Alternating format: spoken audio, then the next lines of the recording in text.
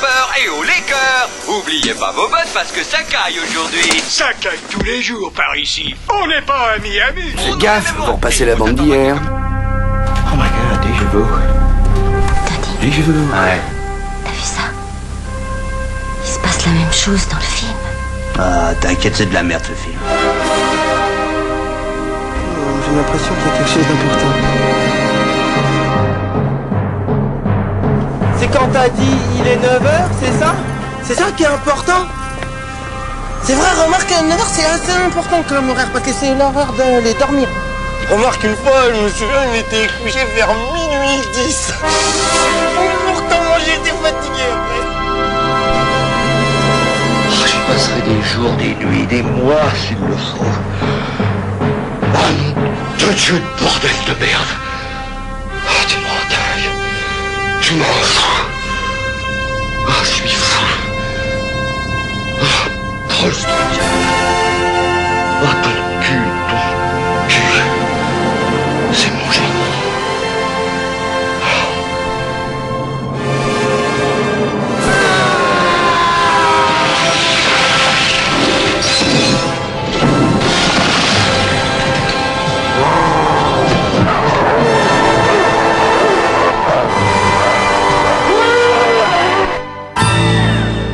Bonjour et bienvenue, vous écoutez Le Cinéma est mort, l'émission absentéiste de Canal B qui vous propose en son absence la rediffusion d'une émission un peu spéciale, car non pas la rediffusion d'une émission du Cinéma est mort, mais d'un Wake Up Call, l'ancienne matinale de Canal B où j'ai moi-même officié lors de 3 émissions pour le festival Court-Métrage en 2011 et notamment celle que vous allez écouter qui consistait à un fantastique entretien avec Jean-Pierre Dionnet qui était à Rennes en tant que président du festival Court-Métrage cette année. L'émission est également réalisée en compagnie de Cédric et Steven, programmateur et directeur artistique du festival, et évidemment en compagnie de Juliana, animatrice de Wake Up Call. Bonne écoute. Je vois que la vue de ces belles jeunes filles vous rafraîchit.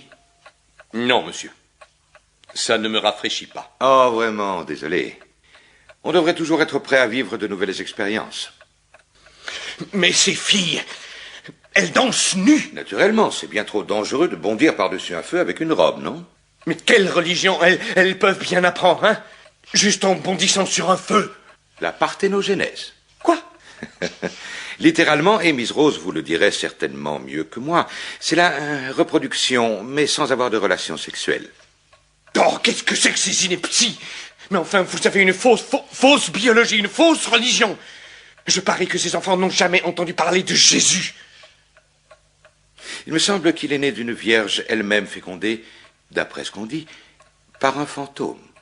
Voyez-vous, les jeunes filles qui sont là, si elles sautent par-dessus les flammes, c'est dans l'espoir que le dieu du feu leur permette d'être fécondées. Vraiment, qui pourrait les en blâmer? Après tout, il est certainement préférable d'être mis enceinte par un dieu que par un de ces rustos ignares, hein? Et vous les encouragez à faire ça? Activement, oui. Il est plus important que tout que chaque génération qui voit le jour à Summer Isle puisse savoir qu'ici sur l'île, les anciens dieux continuent à exister. Mais que faites-vous du vrai Dieu? Celui pour lequel les églises et les monastères ont été bâtis sur cette île par les générations passées. Alors, monsieur, que faites-vous de lui? Lui, il est mort. C'est tant pis pour lui. Il a eu sa chance. Et pour parler comme aujourd'hui, il s'est planté.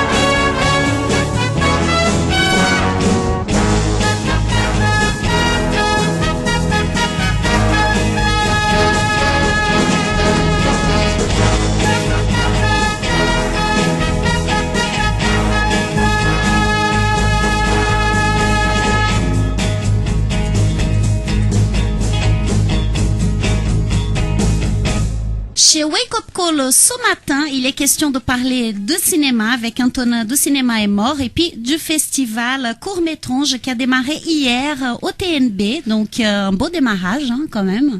Nous sommes autour de la table avec Antonin, bien sûr, Steven Cédric, programmateur, directeur artistique du festival, tous les deux, et puis Jean-Pierre Dionnet, qui est président de jury de ce festival, qui dure 3 jours, jusqu'au 23. Donc là, on entame la 12e journée du festival. Comment ça s'est passé hier ?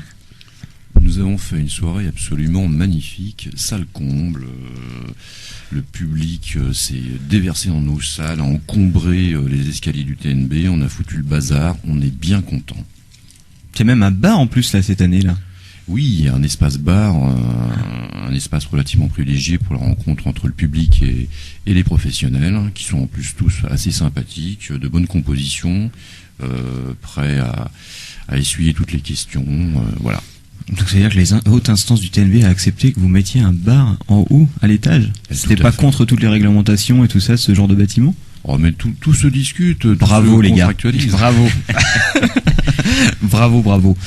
Bon, en tout cas, on peut faire aussi quand même une présentation de Jean-Pierre Dionnet, ce qui va pas être évident parce que la liste est longue. Hein. Oh, donc je m'ennuie. Mais ouais. Enfin, ça, on va dire que c'est une sorte de gros feignant, hein, c'est ça. Hein. Il a pas fait grand chose. Il est donc producteur de films, distributeur de films, éditeur de DVD, il est scénariste de BD, il est qu'est-ce que j'oublie encore. Et évidemment, on le connaît beaucoup, en tout cas une majorité des cinéphiles, en tout cas de ma génération et de la vôtre, qui est beaucoup plus vieux que moi, qui est connu comme un grand exégète et promoteur de la pop culture sous toutes ses formes, du rock à la bande dessinée, en passant évidemment par le cinéma. Et vous avez animé le cinéma de quartier sur Canal+, qui a un petit peu ouvert un tas de cinéphiles et les transformer un tas de cinéphiles qui auraient pu aller dans une cinéphilie classique en une bande de détraqués et de pervers, hein, pour reprendre les mots de Télérama qu'on citait hier. Félicitations. Mais moi je dois beaucoup à Télérama, ou plutôt à ce qui était à l'époque avant Télérama les gros bottins qui étaient tous les ans son collègue qui était l'Office catholique. Ouais. Et alors l'Office catholique, c'était des types hyper sérieux. Et alors donc, ils résumaient le film, ils voyaient les films, ce qui n'est pas le cas de tous les critiques. Et à la fin, ils disaient pourquoi fallait pas les voir. Et alors ça, c'était génial, parce qu'ils disaient à proscrire, parce qu'il y a une scène de viol absolument épouvantable, il y a 2 scènes de torture, il y a machin. On disait ça c'est ma cam. Ça me rappelle cette histoire là, avec ce dictionnaire des films porno et érotiques qui a été sorti. Je me rappelle une émission sur France Culture et ils avaient cité des notes de censure d'un monsieur, donc de la commission de censure, qui faisait des résumés pour justement, dans le but de censurer les films, des résumés complètement imagés et avec un vocabulaire hyper fleuri pour dire voilà, il faut absolument condamner ça. Mais quand on lisait les notes de censure, c'était des envolées lyriques pas possibles sur. Je crois qu'il y en a qui n'étaient pas dupes, hein, d'ailleurs. D'ailleurs, moi j'ai connu 1 ou 2 types qui sont allés à la commission de censure, ce que j'ai jamais voulu faire, parce que on dit ouais mais on peut aider des films à la commission de censure.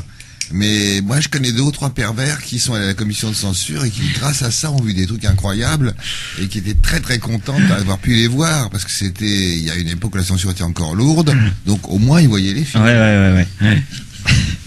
Même s'ils étaient qu'1 ou 2 ou 3. Et puis il y a toujours eu le même truc. C'était il y a toujours eu les représentants. Alors hélas, il y en a plus beaucoup. C'est des espèces de disparitions comme les curés dans les villages.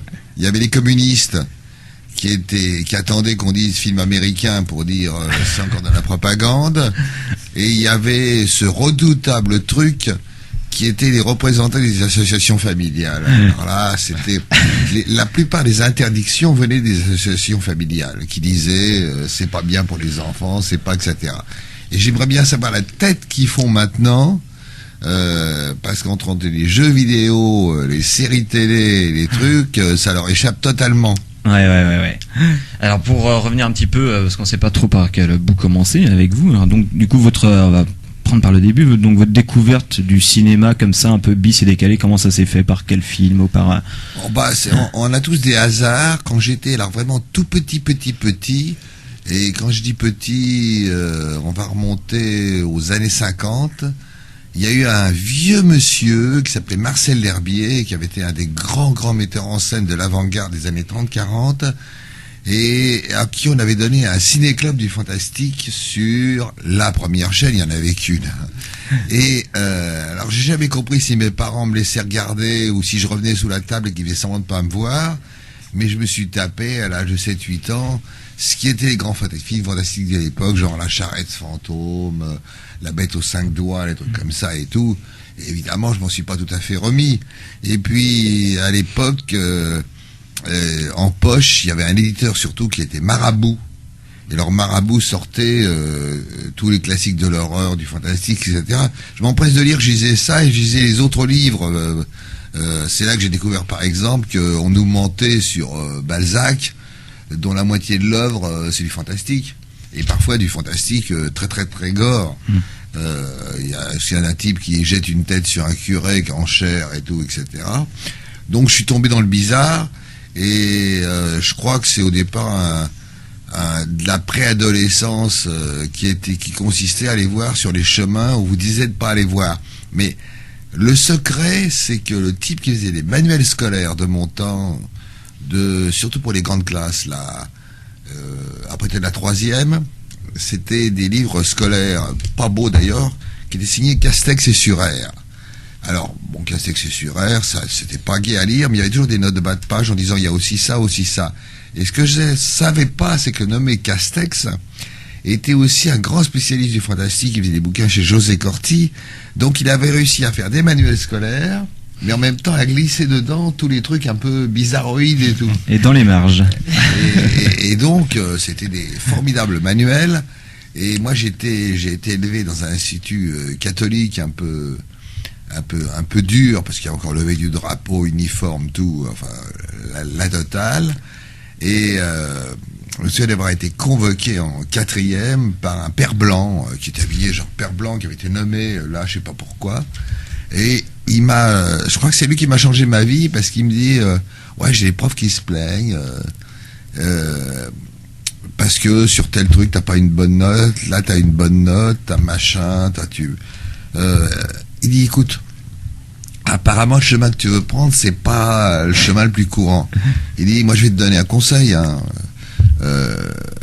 Donne-leur ce qu'ils veulent, fais le minimum légal, et enfonce-toi dans ce qui t'intéresse vraiment.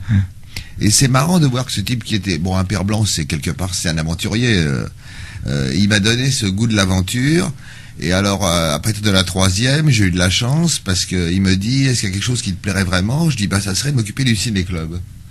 Et alors, comme il y avait une organisation des ciné-clubs où on pouvait voir les films, choisir les films qu'on allait passer en salle au collège et tout, évidemment, j'ai choisi tous les films que j'avais envie de voir. Et alors, il y avait aussi un deuxième phénomène qui est très très rigolo, c'est que le week-end, j'étais avec mes potes de banlieue d'Évry-Gargan, et là, il y avait le patronage catholique et le patronage communiste. Et comme il y avait un très très beau cinéma soviétique, fantastique, extraordinaire et tout, on s'échangeait les copies, les trucs. Alors, on allait chez les Cocos pour voir les films d'Alexandre Ptouchko et toute l'armée de Staline qui se battait avec des dragons. Et cool. Puis eux, ils venaient de notre côté pour voir le reste. Les seuls films qui m'ont traumatisé, c'était les obligatoires qu'on voyait en classe. Moi, je me souviens, alors là, ça m'a vraiment fait peur. Quand on voyait Quelle était verte ma vallée de John Ford avec les mecs pris dans le grisou et tout, on disait, waouh, ça faisait peur. Par contre, les films fantastiques, c'était l'émerveillement, quoi. C'était la porte ouverte sur un autre monde. Alors je bascule justement sur le ciné-club, en quelque sorte, que vous avez dirigé sur Canal, cinéma de quartier. Comment ça s'est fait, la création de cette émission? C'est un truc très marrant, parce que j'étais parti, à l'époque on était amis avec un type dont je préfère taire le nom, parce que c'était un traître à la Judas, comme on a vu hier dans un court-métrage, et avec un type qui était mon copain à l'époque, qui était Eddie Mitchell, et on a fait le tour de l'Amérique. Et c'est un jour, on était au bord du fleuve Tennessee, et je me souviens qu'on était sur le bateau de Johnny Cash, ça ne nous rajeunit pas. Et il parlait de faire la dernière séance. Et pendant qu'il parlait de faire la dernière séance, je me disais, ouais, mais comme Eddie, il est très Amérique. Par exemple, quand j'ai emmené voir un Léon, il a détesté les premiers et tout. Je me disais, ouais, mais ça serait bien un jour de faire la même chose sur ce cinéma de genre européen ou japonais ou autre qui a jamais été exploré. Et j'ai attendu longtemps parce que quand Canal est né, moi né de Pointerre, quand Antenne 2, qui était à un moment une chaîne très libre dans l'état de grâce, qui a suivi l'élection de Mitterrand, où on pouvait faire à peu près n'importe quoi, c'est vachement bien. Quand l'état de grâce s'est écroulé, Lescure m'a dit ouais, on va fonder une chaîne, ça s'appellera Canal+, et tout. Alors né de Pointerre à nouveau, j'ai dit oh là, ça marchera jamais ton truc. Et puis on s'est croisés, je me souviens, c'était à Saint-Tropez, dans un bar, et il me dit non mais on a fait notre chaîne. Et j'ai dit bah moi j'ai une idée, c'est de ressusciter le cinéma de genre européen, les gens qu'on a un peu oubliés comme ça et tout. Il me dit écoute là maintenant c'est pas urgent. Parce que ce qu'on veut, c'est prouver qu'on est la chaîne du cinéma. Donc on va montrer les films frais, mais dans 2 ans pile, je te rappelle, et tu fais cinéma de quartier. Et 2 ans plus tard, il m'a rappelé, on a fait cinéma de quartier. Parce qu'en fait, ils avaient des règlements. Et les règlements, des fois, c'est bien. Et ils devaient passer X films français. Et dans des films qu'ils achetaient, ils devaient presque tout acheter. Il y avait vraiment des films... La comédie de mœurs française. Rough. Alors, ça leur permettait de remplacer un film absolument sans intérêt, mais récent, par un bon vieux classique. Alors, le seul défaut, c'est que ça me limitait beaucoup aux coproductions européennes. Heureusement, à l'époque, les films en Europe, ils étaient souvent coproduits par la France, l'Allemagne, l'Italie, l'Espagne. En France, c'était français, l'Espagne, espagnol, etc. Et moi, j'ai pas été peu fier, la première fois que j'ai croisé des gens comme Scorsese ou Tarantino, de voir qu'ils avaient, surtout Scorsese qui est un fou furieux, des mecs qui leur copiaient les cassettes. Alors après j'ai envoyé le DVD dès que c'est arrivé, parce que j'avais réussi souvent à retrouver les versions les plus longues. Pour prendre un western italien totalement barré qui était Le Grand Silence, où le mec se promet avec son cercueil derrière lui, je savais qu'il y avait une deuxième fin positive. Et un jour j'ai trouvé en Allemagne. Alors là, la deuxième fin du Grand Silence, c'était un moment magique. Et alors, ce qui me fait rire maintenant, c'est que moi j'avais grandi, il y avait 3 bouquins de cinéma. Il y avait le bouquin pro-communiste qui s'appelait Le Sadoul, et Bardèche et Brasillac qui, depuis la guerre, parlaient du reste du cinéma. Et on n'avait pas d'autres bouquins de référence, on n'avait rien. Et donc il nous disait d'aller voir tous les grands classiques, etc., qu'on voyait d'ailleurs, hein, avec plaisir. Et alors maintenant, après, la cinéphilie, elle a basculé. C'est-à-dire que la cinémathèque, les endroits comme ça, se sont mis à faire des hommages à Terence Fisher, à Mario Bava et tout ça. Et ces films classiques qu'il fallait subir à une époque, bah maintenant, pour les voir, parfois, c'est bien difficile. Parce que quand on est à la guérilla, on est forcément contre. Donc, c'était la théorie de Jean Boulet, un des pères fondateurs de la cinéphilie française, qui disait « Abat Dreyer, vive les X-Fifolies ». Il avait raison, parce qu'il fallait donner un coup dans le manche. Mais on n'est pas obligé, une fois le combat passé, j'aurais tendance à dire, ça vaut le coup d'aller voir un film érotique japonais sur la condition des Japonais qui se retrouvent dans des bordels pour les soldats américains, de Seijun Suzuki, tout en couleur, très beau et tout.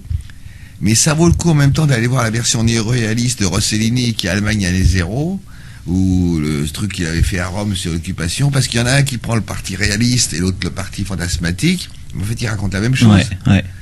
Et il y a donc des ponts entre les cinémas, et à un moment, je pouvais tellement plus, parce que moi j'aime tout. Je crois que mon genre préféré c'est le western en plus. J'ai aggravé mon cas. Enfin, quand il y avait du western, j'aime tout, et ça les chapelles m'ont toujours énervé, y compris d'ailleurs la chapelle de l'étrange.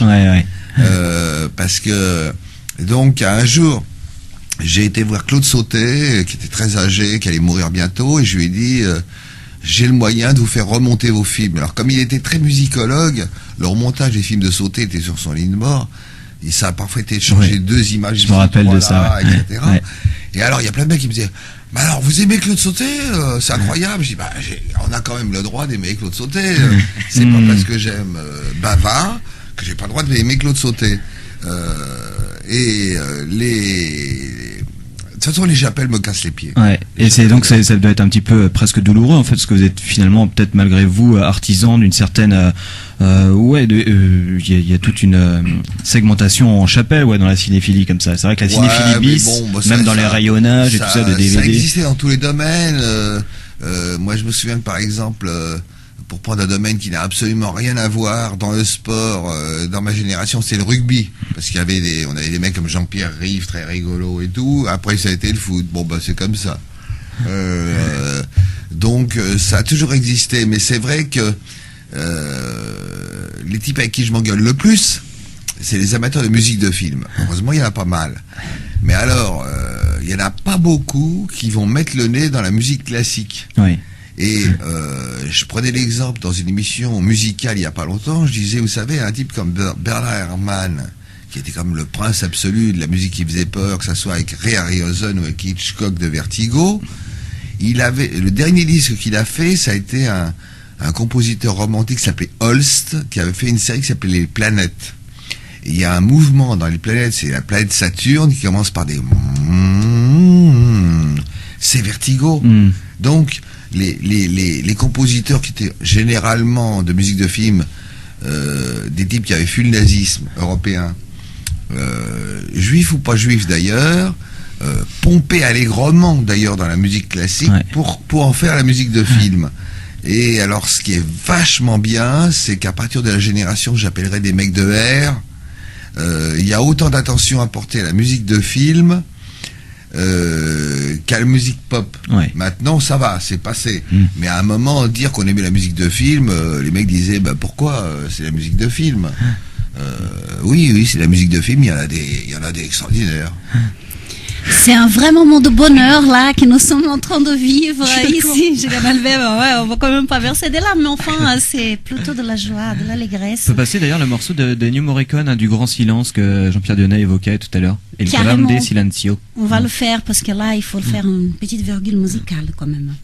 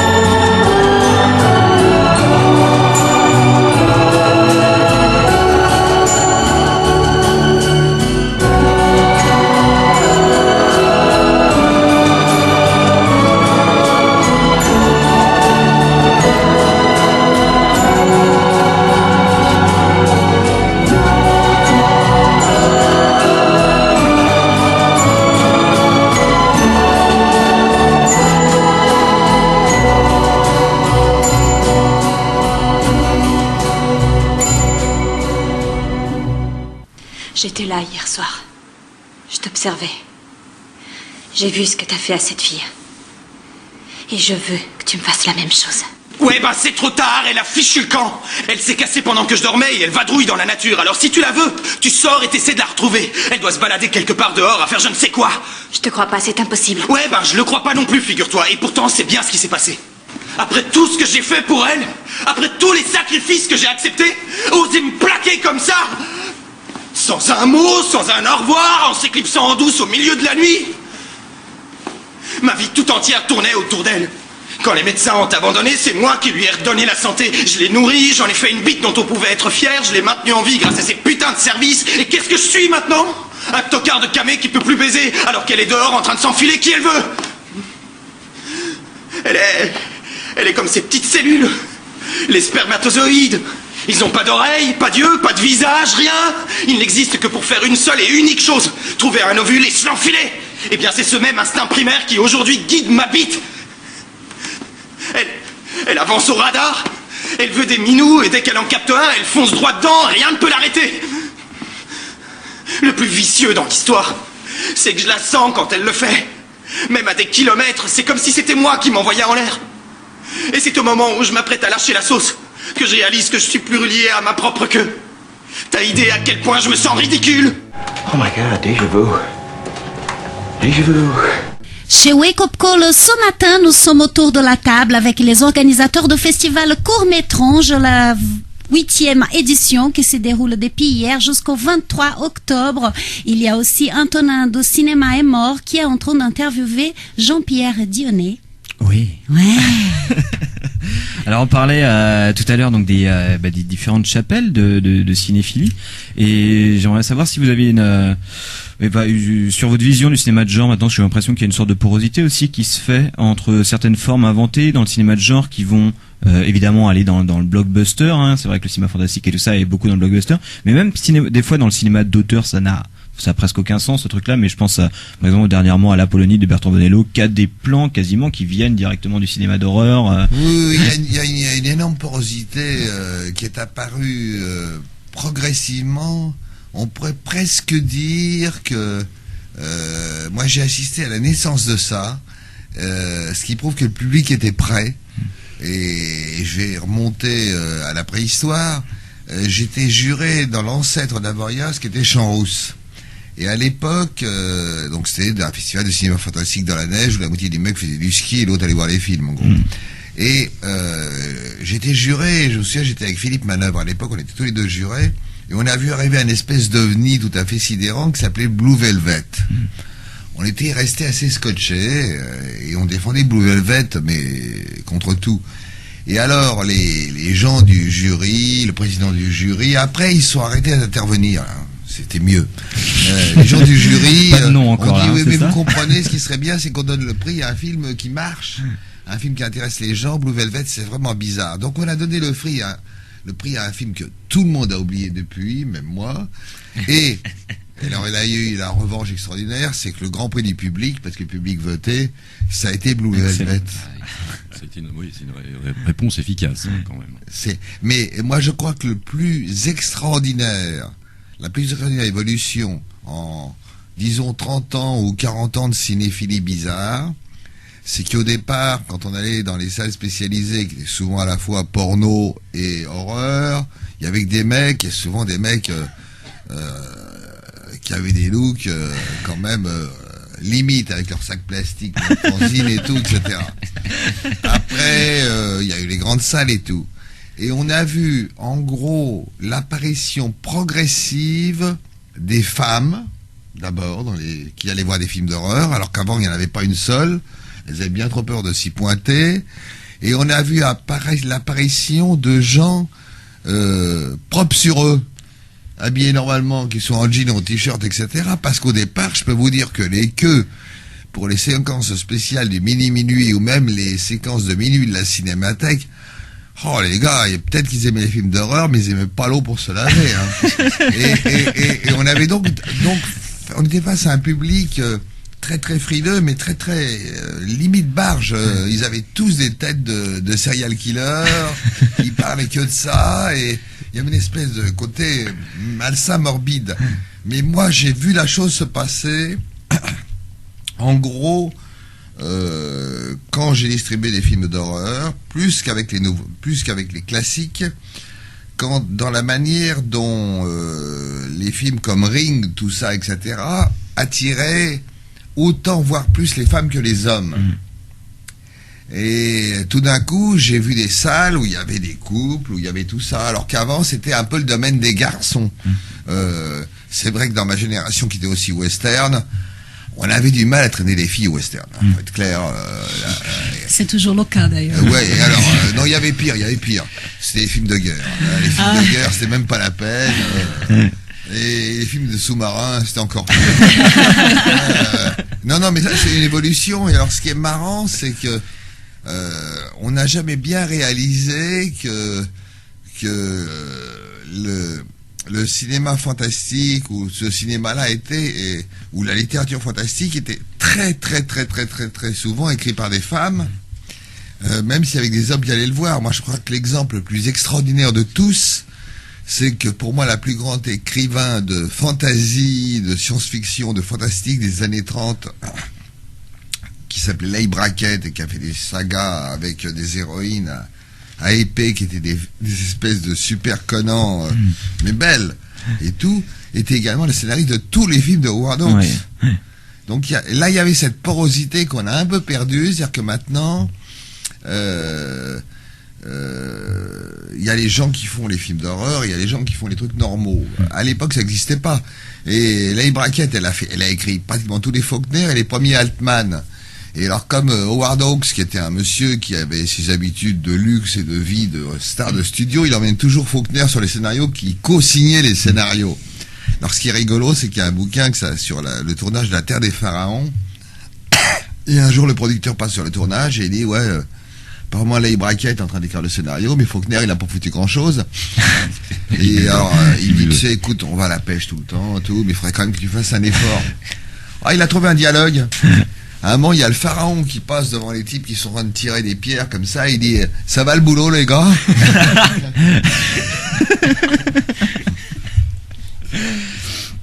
Et donc du coup il y a même ça aussi sur parce qu'on parlait au niveau de la porosité sur les films d'auteurs et tout ça. C'est vrai que c'est marrant parce que du coup il y a vraiment d'une part les formes et les figures du film d'horreur et aussi les formes et figures du cinéma porno, quoi, qui sont un petit peu les deux cinémas de la marge des années 70 et tout ça. Et finalement tout ça s'est et j'allais dire que dans le cinéma d'horreur, il y a toujours eu une grosse part de transgression érotique.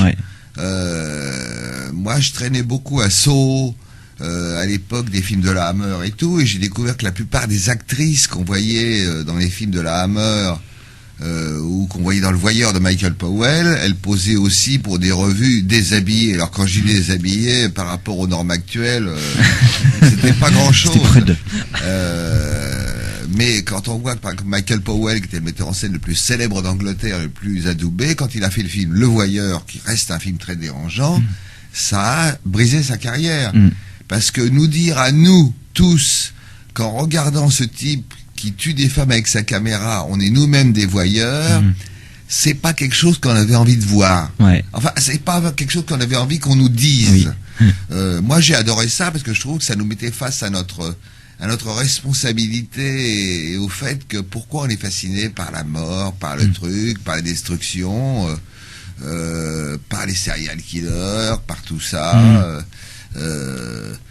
Oui, parce que c'est peut-être l'irruption de la vie normale, de quelque chose qu'on cache par ailleurs. Avant, on vivait dans un monde où on voyait des mutilés dans la rue, des fous qui couraient partout, des trucs comme ça. Maintenant qu'on a caché tout ça, maintenant que les gens meurent dans la solitude des hôpitaux, le cinéma fantastique nous rappelle qu'il y a d'autres choses qui se passent, qui peuvent se passer demain. Et je trouve ça assez sain. C'est une sorte de clairvoyance. Oui, mais je trouve que c'est assez sain de se confronter aussi. La mort et la vie, c'est la même chose. L'un finit l'autre, et je dirais même que c'est la mort qui donne son prix à la vie. Donc, moi, je suis tout à fait... Il y a qu'un truc qui m'a toujours gonflé, mais alors à un point sidérant, et j'en ai parlé avec pas mal de Chinois que ça outrait, ça a été la génération des slasher movies où il suffisait que des adolescents copulent pour qu'ils soient tués par un serial killer. Alors ça, c'est une espèce de morale puritaine américaine à la con qui est que dès qu'ils arrivaient sur la banquette arrière, ils se faisaient tuer. Et le Chinois disait, moi j'aime pas quand mes fils regardent ça, parce que je trouve ça pas bien, on leur a expliqué que l'amour c'est beau, c'est machin et tout.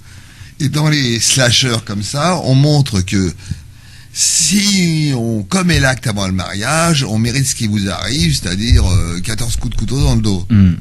Ouais, mais c'était un encadrement moral, prétexte à faire, comment dirais-je, se déverser des flots d'hémoglobine préalablement. C'est un alibi moral. Hypocrisie de la censure. C'est l'énorme hypocrisie de la censure. C'est les films les films sur la drogue, les films sur machin, tout ça, les films sur la violence, et souvent regardez comme c'est horrible. Enfin, il y a eu les documentaires italiens extraordinaires, la série de Mondo Cane et tout ça, etc. Nous sommes en train de dénoncer.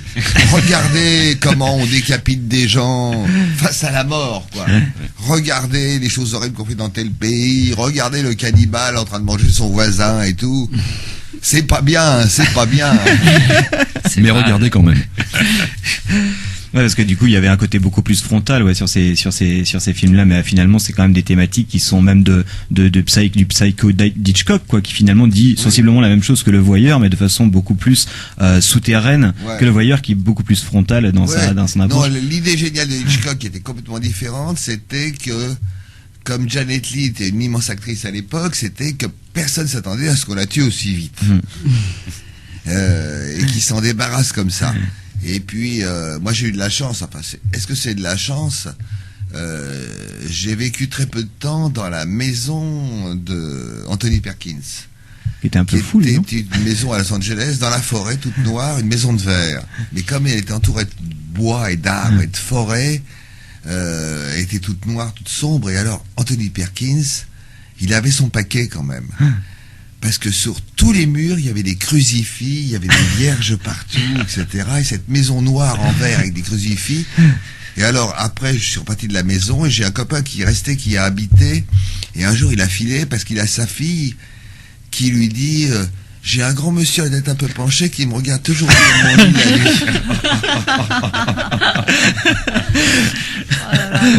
Anthony Perkins, donc l'interprète de Norman Bates, ça pensait que... Ouais, Norman Bates.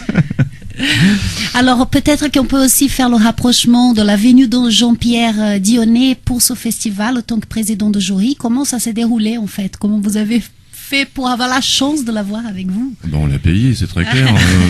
Ma fille ne mangera que des nouilles pendant 3 semaines, mais c'est la vie, ça, c'est le prix du show.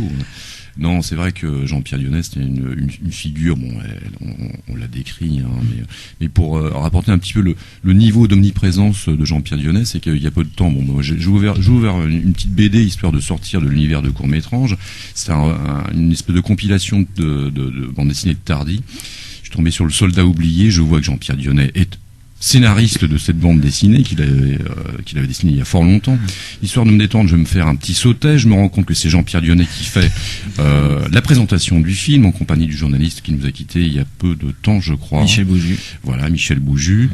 Et puis j'ai une amie qui est venue m'emprunter un film et elle a extrait Abnormal Beauty, distribué par Jean-Pierre Dionnet. Et donc il existe un complot Jean-Pierre Dionnet. Il est derrière tout. C'est la 4e doit être juif, franc-maçon, tout ça. Probablement. Ouais, non mais c'est marrant parce qu'on choisit pas son destin. C'est celui qui vous choisit. Moi j'étais comme tout le monde, j'étais un spectateur. Donc je travaillais dans une librairie et puis on m'a commandé un article sur le fantastique, après on m'a commandé des scénarios à pilote, etc. Après on m'a commandé une émission de télé, parce que moi je me voyais plutôt du côté des spectateurs. Je partage ça avec Alain René qui dit si j'avais pu rester toute ma vie devant ma télé regarder des films, j'aurais pas fait de film. Parce que je pensais qu'il y avait là-bas des gens à Paris un peu mystérieux, parce que l'idée c'est, comme j'étais proche de Paris, il y avait là-bas les gens qui faisaient les choses, puis nous qui les recevions. Et on avait encore cette espèce de mystère un peu étrange. Mais c'est vrai que l'ange du bizarre a toujours été ce qui m'a le plus fasciné. Même si ces temps-ci, tout genre confondu, je suis beaucoup plus dérangé, et au bon sens du mot, par la nouvelle vague de, par exemple, d'écrivains de polar, où il y a des trucs assez gonflés quand même, que par exemple, les écrivains de fantastique ou de science-fiction, qui sont un peu répétitifs en ce moment, un peu... Bon, ce qui est génial, c'est que maintenant, tous les gamins lisent des romances gothiques qui ressemblent à des films de la Hammer, ou à voir True Blood, etc. Donc il y a eu une évolution sidérante. Je dirais même que, puisque on est dans une période où on nous parle absolument que plus que de finances et tout ça, moi je serais vous, je revendrais très très très vite mes actions vampires, parce que ça y est, on a fait le tour. Le zombie est encore bien. Le zombie est bien, le zombie est vif. Ça cote pas mal. Gardez vos zombies, mais surveillez. Mais moi, je serais vous, j'achèterais du loup-garou. Je sens une grosse montée du loup-garou. Le loup-garou est encore pas cher au CAC 40. Et le loup-garou, qui est l'animalité, je pense que c'est là qu'on peut faire des bonnes affaires. Mais le CAC 40 ne vend pas de loup-garou et de vampires. Et à propos des films alors qui ont été diffusés hier au TNB.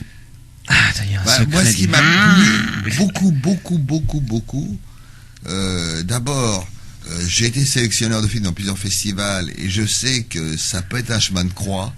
Et c'est pour ça que je disais à notre ami programmateur, vous avez reçu combien? J'imagine combien il y en avait de pas bien. Ça doit être horrible. Si bien qu'il y avait une absolument charmante publicité locale pour la restauration, et je me suis dit, ça commence mal. Pour un film de proximité sur la restauration, ça allait. Mais je me suis dit, oh là là, on est mal barré. Non, il y a un truc qui s'est passé, qui est bon et mauvais. C'est qu'à une époque, il y avait, entre autres sur Canal+, sur d'autres chaînes, ce qu'on appelait les programmes surprises, qui servaient quand on avait 40 minutes ou 45 minutes à combler la fin de l'antenne. Hélas, ces trucs-là qui étaient tenus à bout de bras par 2 ou 3 personnes à Canal ont un peu disparu. Mais ça avait un inconvénient, c'est qu'on formatait les films courts pour qu'ils passent à Canal. Ouais. Donc la durée moyenne était de 4 minutes. Que l'idée en vale 8 ou qu'elle en vale 20 secondes, ça faisait 4 minutes. Et hier, j'ai trouvé formidable qu'il y ait des films assez longs qui se justifient dans leur longueur. Et mon préféré, mais évidemment, je dirais rien en tant que président de jury, durait quelque chose comme 5 secondes ou 10 secondes, j'ai eu l'impression. Et ça, c'est très, très, très, très agréable. C'est très agréable parce que, je me souviens les festivals de court-métrage, à un moment, c'était quand même un long chemin de croix où la moitié des films duraient beaucoup plus longtemps que nécessaire. Alors, et en plus, il y a une deuxième chose, c'est qu'à une époque, le fantastique en court-métrage, c'était avant tout des performances techniques, mais il y avait assez peu d'idées. Oui. Alors, évidemment, c'était beau, poétique et tout, mais on se gonflait un maximum. Et j'avoue que c'est ce qui m'avait éloigné des courts-métrages. Bon, ce qui m'y a ramené, comme beaucoup de gens, c'est pour ça que c'est bien qu'il soit ici, c'est les tonnes de merveilleux courts-métrages japonais, par exemple, qui eux font dans toutes les distances, mais qui peuvent faire une histoire courte, brillantissime. Et c'est vrai que mon grand regret, c'est qu'il y ait parfois un peu moins d'attention apportée à l'écriture du scénario qu'à la réalisation technique. Il y a moins d'idées que de techniques parfois. Peut-être bien parce qu'ils veulent faire l'histoire eux-mêmes et qu'ils sont pas scénaristes, ça arrive. Peut-être bien parce que les scénaristes ont pas envie de se casser les pieds pour écrire un court-métrage qui va rien leur rapporter. Parce que le court-métrage, c'est un sacerdoce. Court-métrage, il faut trouver l'argent, il faut trouver les comédiens, il faut trouver les trucs. Et en plus, on sait même pas si on pourra en faire quelque chose un jour. Mais bon, d'un autre côté, c'est la porte. Et surtout sur le fantastique, où quand un décisionnaire en télé ou au cinéma, quand on lui explique ce qu'on va faire, vous dit « je vois », ça veut dire qu'il a rien vu du tout, surtout s'il sort de l'ENA. Donc, en lui montrant quelques images, il voit vraiment, il voit ce qu'on veut faire, il voit comment c'est filmé, puisque c'est un cinéma de fascination, le cinéma de genre et particulièrement d'horreur, où l'image parfois dit des choses qui ne peuvent pas être dites. C'est pas du cinéma de Tolkienette avec des gens qui disent chérie, je vais te quitter, mais pourquoi tu me fais ça? Parce que j'en ai marre. Ah bon, et quand? On est ailleurs. Et moi je pense qu'on a qu'être ailleurs en ce moment, parce que le grand complot collectif, alors, je suis pas dans la théorie des complots, mais le grand complot collectif lié à la crise qui fait que tout le monde nous parle tout le temps des problèmes au quotidien et ne nous parle que de ça et jamais d'autre chose, ça finit par être extrêmement pesant.